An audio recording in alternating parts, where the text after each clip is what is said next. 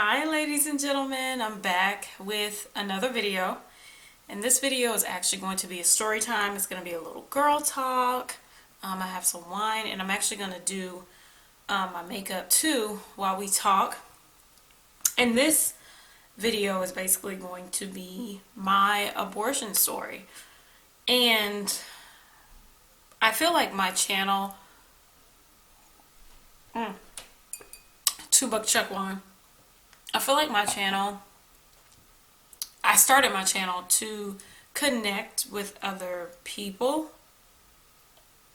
through like stories, and I started it to connect. And I noticed through some of the videos that I actually have that it's, makeup, stuff like that, which is cute, but I want to have a little bit more substance. And I have had a lot of experience, I guess, in my 29 years in relationships and things like that.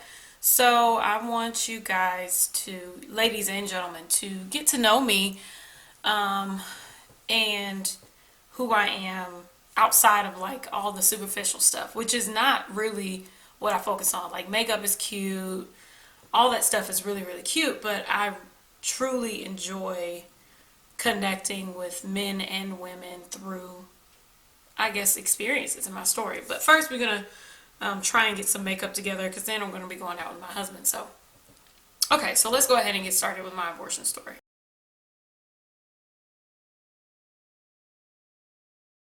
I met my boyfriend at the time. We'll call him, let's call him Keith, I guess. His name was Keith. And we met in summer of 2008 at a restaurant. First, no. Let me go ahead and start this illuminator. I don't wear a primer. I'm going to put on just a liquid illuminator just to brighten up my face. Center of my nose. Okay, so we were just both training for this restaurant that just opened downtown, and at that, when I saw him, he was with another girl. She was a girl that had children. I saw him standing there with her kids, and I thought those were his kids, and they were like, I didn't think anything of them. I just thought, oh, it's somebody else that's going to be working. These two people are going to be working with us. But I remember him looking at me and making eye contact, and I just was like, you got a girl. So I didn't even pay him attention. I didn't pay him any mind. And we went into training. They opened the restaurant. Him and this girl worked together, and they were still together. They were still dating. And eventually they broke up. I don't know how we started talking. We just started talking one day, and I guess flirting or whatever. That song and dance that you do when you're young. We started talking and we started flirting, and we actually somehow, what did we do? I don't remember. I don't even remember the first time we hung out. Honey, this was so long ago. But we started to date.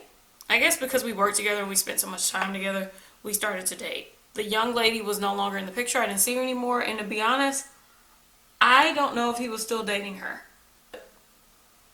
I learned later in the story that he was a cheater. Anyway.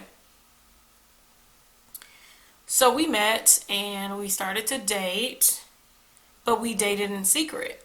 So no one else knew that we were together, which was perfect for him because he could mess around with other girls in the restaurant, and that's exactly what he did. He messed around with, I want to say, maybe 2 or 3 other girls in the restaurant besides me. And, that stuff was happening. He was doing all types of stuff, and I would find out about it later. And I'm using the MAC Pro Long Wear Concealer in NC45.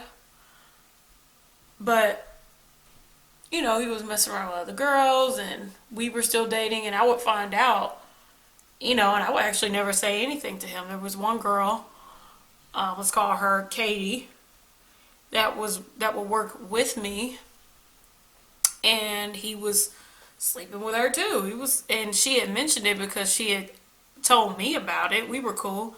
She told me about it, and she tried to say hi to him as he passed by, and he didn't respond. I didn't tell her that I was talking to him. Of course, like I said, we were dating in secret, so they didn't know. And yeah, I just kind of kept it to myself.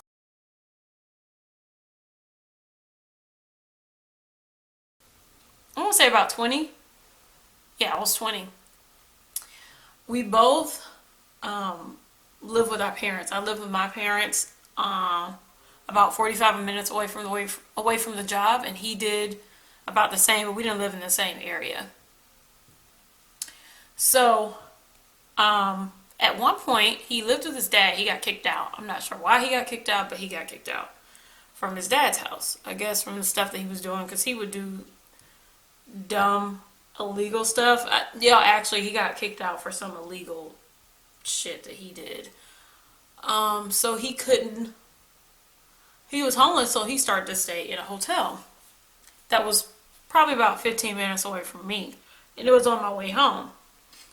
So every night after I would get off of work, I would visit him at his hotel. So, just to hang out with him. And he was staying, like, him and his friend were renting this hotel. So I would go and stay at the hotel for a couple hours, and then I would go home. And there was one night where I stayed at this hotel. I didn't protect myself, and I knew that this was the night that, you know what, Amira, you may have to pay the consequences. I just had this feeling, and women, we have a gut feeling, and we know. When we know, we know. So that night I went home, and I tried everything to make sure I wasn't pregnant. Of course, I tried everything besides protect myself. My plan was to go and get a morning after pill. I was not on birth control. I wasn't on birth control, and I decided that I was just going to get a morning after pill. Crazy thing was, one day passed, and then I was heading home from work, and I got in a car accident that totaled my car, and it was a hit and run. So I wasn't able to basically get my car back or get a rental car or anything. And because I live with my parents, I did not want to tell them what was going on with me because I knew I would be in trouble. So I didn't tell them, what I wanted to do, that I felt like I was in trouble, that I needed to get a morning after pill. I couldn't make it to the pharmacy, so I just prayed that I wasn't, which prayer does not work in that situation. So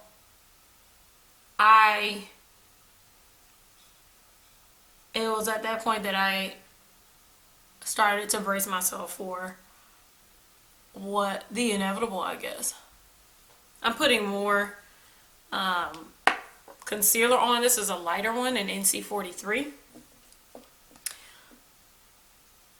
from MAC Pro and Wear. So I just braced myself, and I started to feel symptoms. Since I didn't have a car, I had to, get a ride to school, get a ride to work, and all that. I depended on my parents and my sister and stuff like that. So I was just really, really scared because I thought, like, what now? Like, what am I going to do?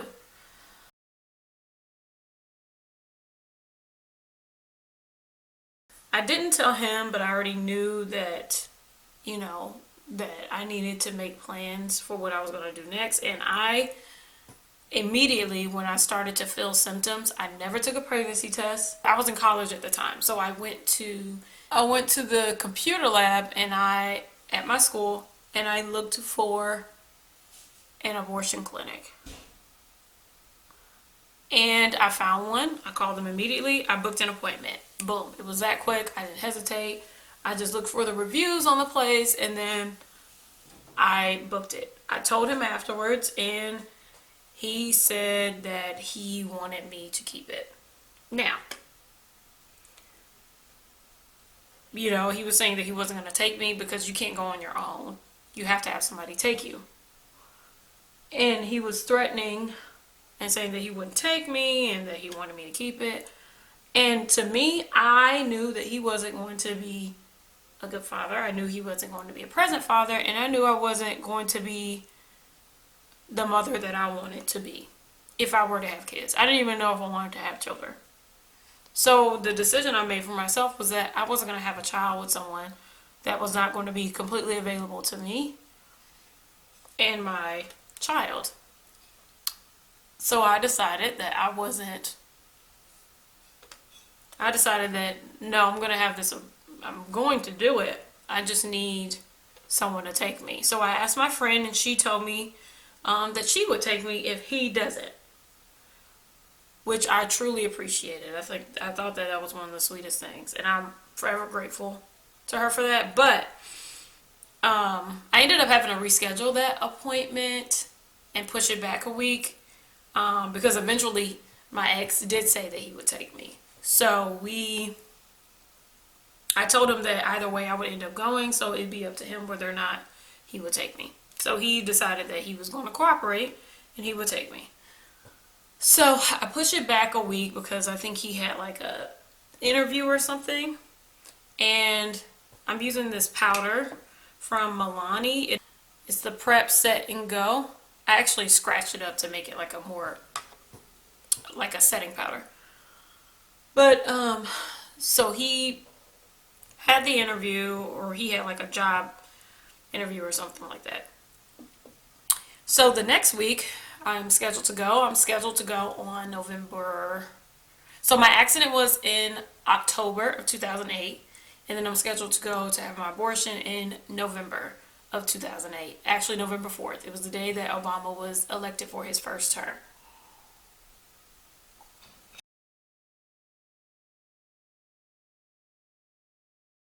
Where is my... Okay, there it is. I'm going to use the LA Girl Pro Conceal in Beautiful Bronze.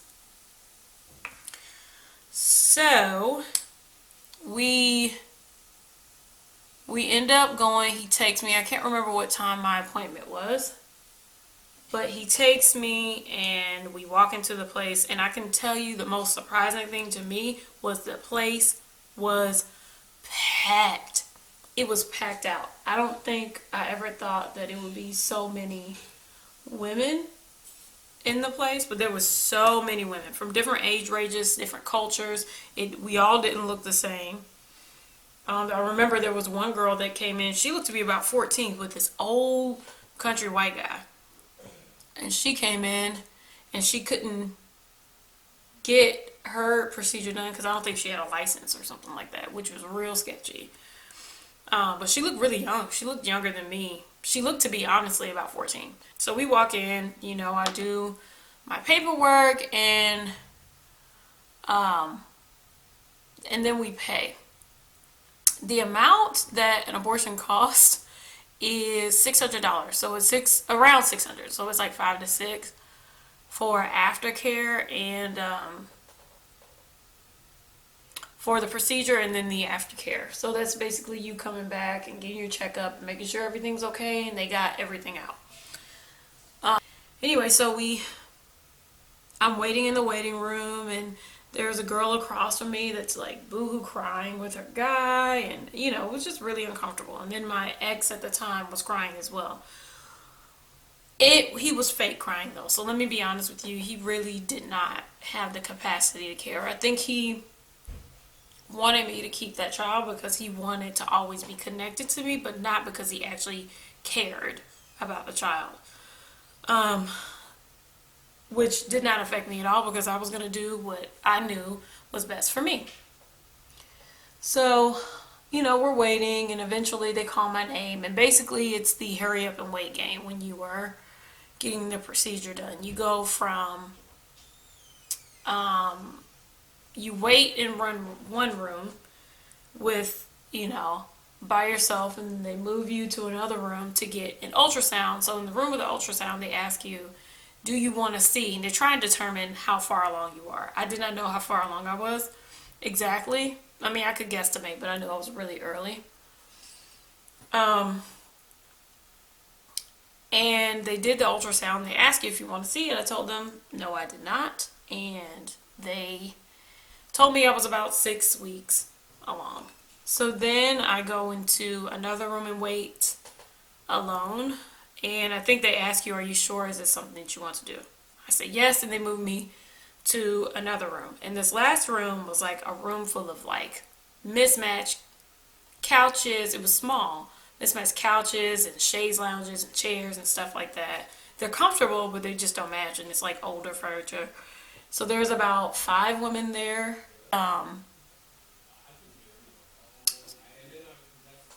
So there was like 2 women that. Hold on one second.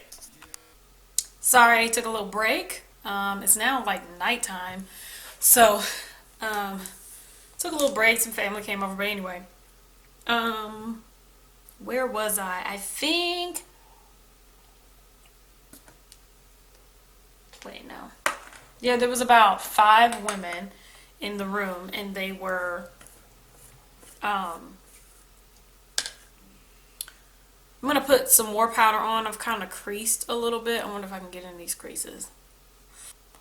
But there were 5 women in the room. Like 3 of them were crying, and then there was me, and then this other girl who looked like was really tall, had on some basketball shorts.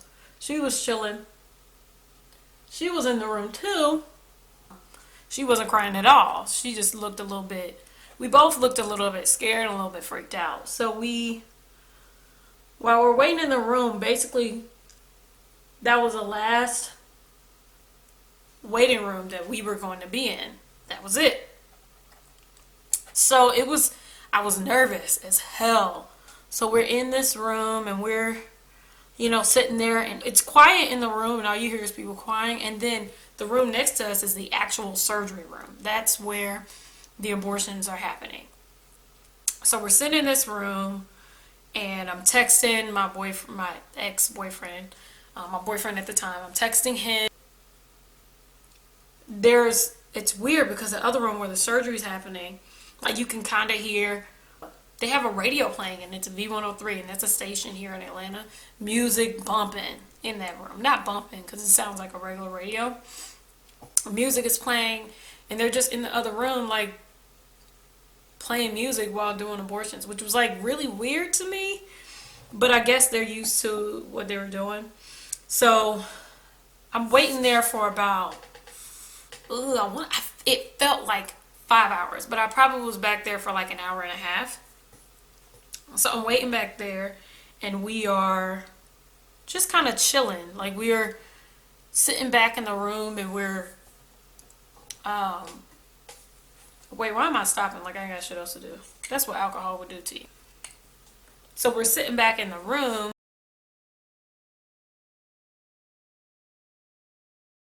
We're sitting back in the room, and we're kind of, just waiting. So we gets down to the last 2 girls, which is me and the other girl that ain't crying at all. We're sitting back there, and we're just waiting. And they call each one of the girls back, and I'm the last one in the room. They call the other girl back, and then there's me, the last one waiting. I'm in the room alone. I'm scared as shit. And then eventually they call me back. So you walk into this. I don't remember changing into my nightgown, but it's like one of those hospital gowns. I don't remember changing into it, but you change into this nightgown, and the room that was adjacent to us, it's like a white room. It looks like a dream. It looks really creepy. It's a white room, and there's just one bed in there with syrups, like for you to put your leg in. And there's all these doctors, like nurses. There's one doctor and nurses. So they tell you just sit down and put your legs up and scoot your butt to the very, very bottom, like to hang off on the table. And it's just really weird. And when they're telling you to do this, it's just like, I don't know, it's really surreal. So you hang your butt off, and that, like, before you know it, they're putting you under anesthesia and you are falling asleep. You're knocked out. Like, and when the lady put the anesthesia on me, I swear it was within like 5 seconds. They said they're going to administer anesthesia, they tell you. And then the last thing the lady said to me was that she said, "Oh my God," she said, "you are so beautiful." And I think that's supposed to tell you something positive before you go under, just so you don't have like bad dreams or nightmares. I don't know. That's what I'm guessing. But yeah, that's what she said. "You're so beautiful." And next thing you know, I wake up in a bed, like a little hospital bed.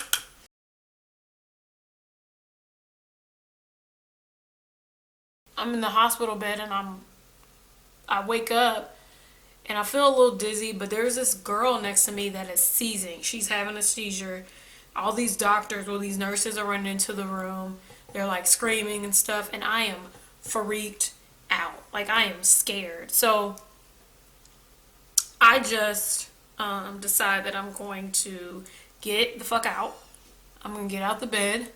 So I do. I get up and start to I just start moving, and you're supposed to lay there and get up easy. I basically jump up out of the bed, and all I'm thinking is that I need to get out of here because I didn't want to be near somebody having a seizure. It was just freaking me out. Since I was still on the anesthesia, I was dizzy. So I still feel dizzy, and I'm walking to the bathroom, which is like right ahead of my bed. There was like my bed and then the girl that was seizing next to me, and then like a curtain. So I don't know if there was anybody behind it. And then there was a bathroom straight ahead. They told me to lay down, but I said, no, I gotta go. So they said, just go straight ahead to the bathroom. I remember changing into my clothes. They had my clothes in like this little sterile bag. I changed into my clothes from that bag. They give me that bag, and they have some pads and stuff like that for you to take with you. But because, of course, not to be too graphic, but you're bleeding after you have an abortion. So they give you those pads to change into, all this type of stuff. Put on the pads, and I am bumbling, like falling on the wall. I'm like, I can't even stand up straight when I'm trying to change, but I'm trying to get out of there. But get on my clothes, and then the next thing, they have like another seating area connected to the recovery room. Basically, that's what I was in, where you sit and you eat cookies and you drink some juice. And I guess this is to give you some energy. So I eat my cookies, I drink my juice, I eat them really fast, and they tell me that my ex-boyfriend is outside. Keith is outside. So he picks me up, and I remember one of the things that there were so many symptoms that helped me figure out that I was pregnant. One of them was that I had an extreme craving for Flamin' Hot Cheetos. I had the Flamin' Hot Cheetos in the car. I didn't even want them anymore. I was hungry, but I didn't want them anymore, which was like this really odd. It was this odd feeling that I experienced pregnancy, and that was one of my extreme cravings.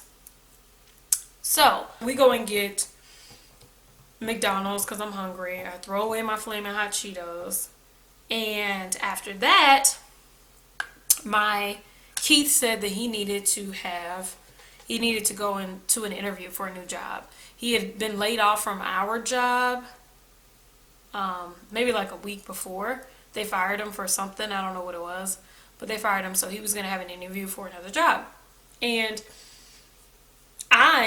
because of November 4th and Barack Obama was going to be my president, I decided I was going to go vote. Dizzy and all, I told him to take me to the voting station. I get there, I hobble my way as much as I could into the front room where there's kind of like a waiting area. I sit down because I can't even stand up. I'm dizzy, I'm sick. I feel like I'm about to throw up. And I wait there until I have enough energy to get back up and stand in line and vote. So I finally vote, and I hobble my ass right over to the train station, which was like right across the street. And I go straight to school.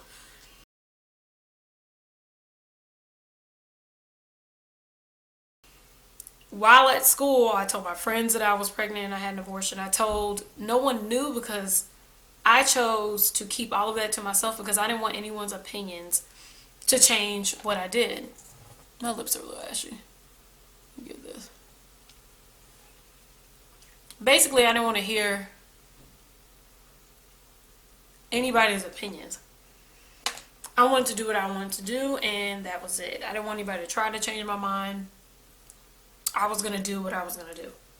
So, I told them, I tell everybody, and my family didn't find out until maybe few months later, maybe, yeah, I would have to say it was like a few months later. My ex at the time had to leave town for a job, and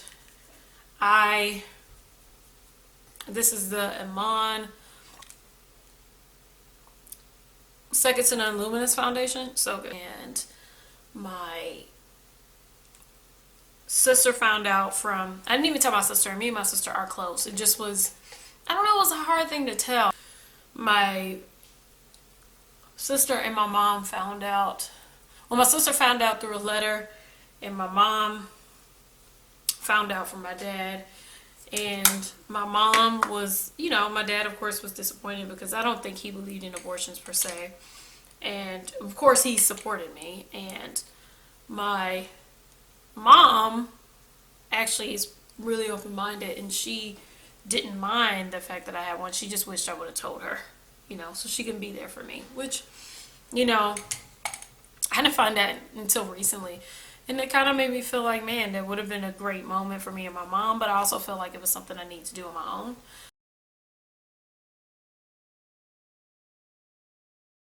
And me and this guy ended up breaking up because he was still cheating. I went in his emails because I had to check his emails while he was out of town. He didn't have access to it. He gave me the password. I wasn't checking for it. But there was emails from girls talking about they slept with him, all types of stuff. And I actually stayed with him after that. I ended up trying to do the payback thing and cheat on him,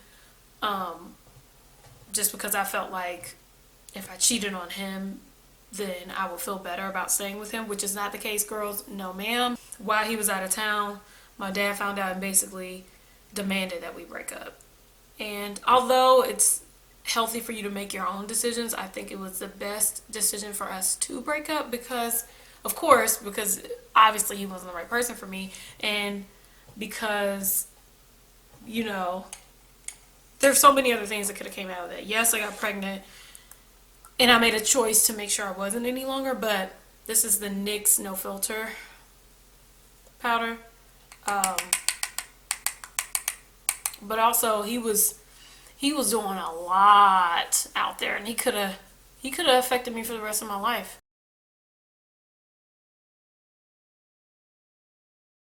In the lesson, all of my story times are going to have a lesson. The lesson with this is, ladies and gentlemen, take care of yourself. Your health is your priority, protect yourself. Make sure you wear a condom. Make sure you're taking birth control, doing whatever you need to do to make sure your body is the priority. And I think we forget, it's easy to say this for like one night stands or people you don't care about. A lot of us at times think that it is our job to please and take care of them when it is not. Your job is to take care of yourself and make sure you can make it the next 50, 100 or so years as healthy as possible, as much as you can help. Not saying that just because you get a disease is you're sick, you're nasty or anything. That's not true. But you just try and make sure your body is your priority. And I didn't do that at that time. I was dealing with other issues. I was dealing with some pain that is hard to it's hard to deal with, and he was too, and we were not taking care of ourselves, both of us. So I'm saying that it is so important, men and women, to protect yourself. Wear condoms. Whether you believe in abortion or not, this story could have ended differently. Not saying I could have had a child, but I could have had HIV, I could have had, whatever, which would not be the end of the world, but it would have changed my life drastically. And it's not something that I could just decide with $500 to change. So, I would encourage you women, even if you don't believe in abortions, you're directly against them, to take my story and use it for yourselves in the future. I learned how to make myself the priority. There were times that I did slip up, I have to be honest, but that's not there can never be a moment, because that moment could mean the rest of your life. It really, really can. So I'm just urging you, ladies and gentlemen, to make yourselves the priority. So protect yourself so you can have a healthy sex life. If something happens and it just happens, then you deal with it then. But do as much as you can to treat your body as if it is a temple. And when I say treat your body like a temple, I don't mean don't have sex. I mean protect it as much as you can. And, that's it. That's all I have to say, but that's my abortion story.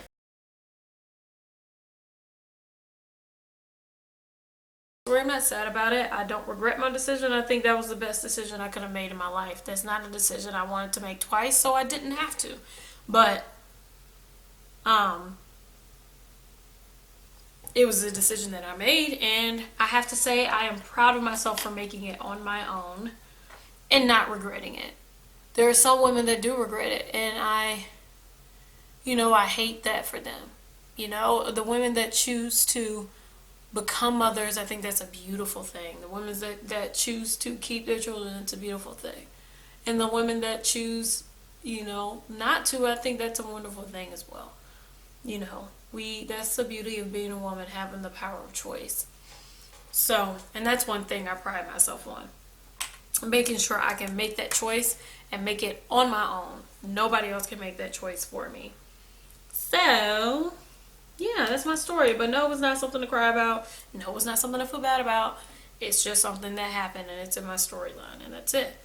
And I'm not a mother now, but I'm happily married to a wonderful man that is someone that I truly admire, and I would want my children to be like him. Yeah, that's my story. That's my abortion story.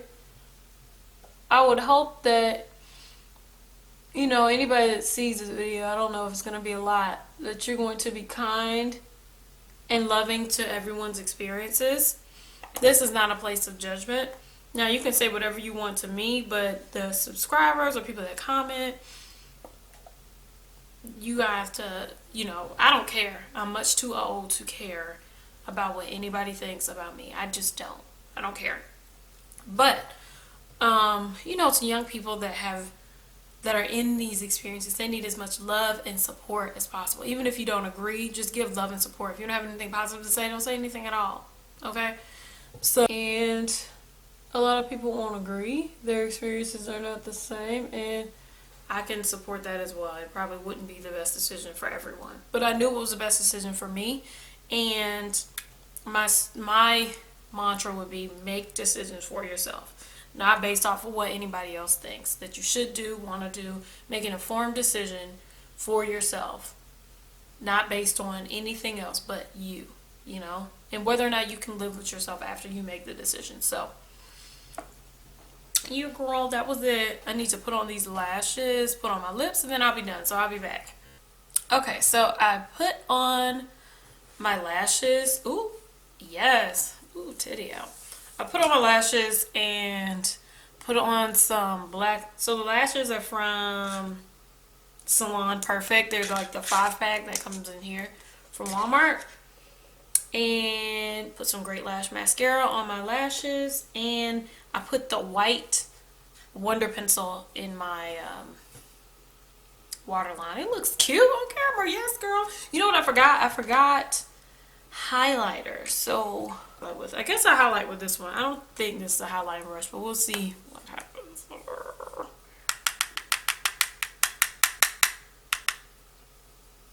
Oh, yes. So this is the Champagne Pop from Becca and Jaclyn Hill. So now I'm going to put in my earrings, and this gives it the oomph that we be talking about. Ew. Okay. Okay. So this is the finished look. Thank you so much for watching. Thank you for watching my story time, and Just be nice in the comments to everyone that is watching, and thank you so much for being here with me. Love you all, and I guess I'll see you next Saturday. Bye.